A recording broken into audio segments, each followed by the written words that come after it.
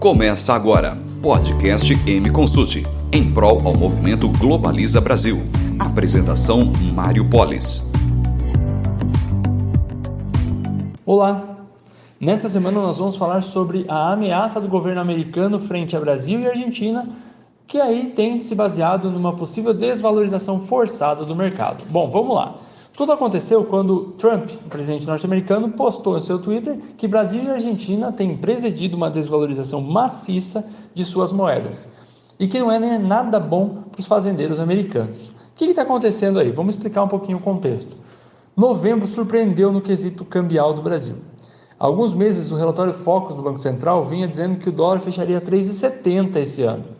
Porém, só na última sexta-feira, houve uma alta de mais de 0,5%, batendo o dólar 4,23 para cada dólar em real.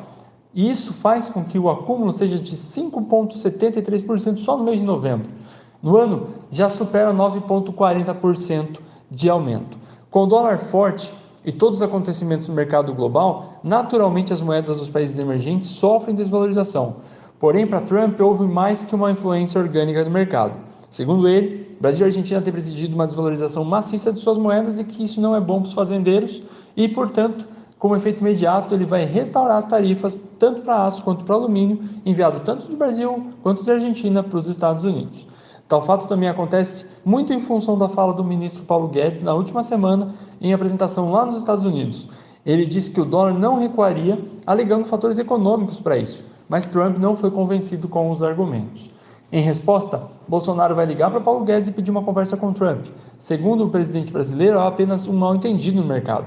As exportações, só para a gente ter uma ideia do tamanho do mercado, dos semi-manufaturados ferro e aço para os Estados Unidos, somaram só nesse ano 2,57 bilhões de dólares de janeiro a novembro. Houve uma queda se comparado ao ano passado, em que nós exportamos 2,95 bilhões. Mas, mesmo assim, é um número bastante expressivo. E por se tratar de um forte mercado de exportação e de um forte mercado consumidor, uma defesa comercial aplicada pelos Estados Unidos nessa altura do campeonato só agrava o problema brasileiro de fazer a economia girar o mais rápido possível. Ainda com relação ao câmbio, o relatório Focus prevê para o final deste ano um dólar a 4,10. É mais um reajuste enviado por eles aí no relatório de 2 de dezembro. Com essa projeção para 2020, a moeda não volte a menos que R$ 4,00 por dólar.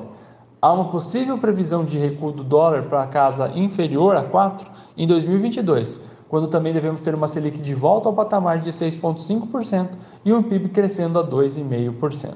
As especulações permanecem abertas sobre possíveis desvalorizações e vamos ver como é que isso vai se suceder. Até a próxima. Você acabou de ouvir um podcast da M Consult. Com a M, o mundo está em suas mãos. Podcast produzido por WG Comunicação.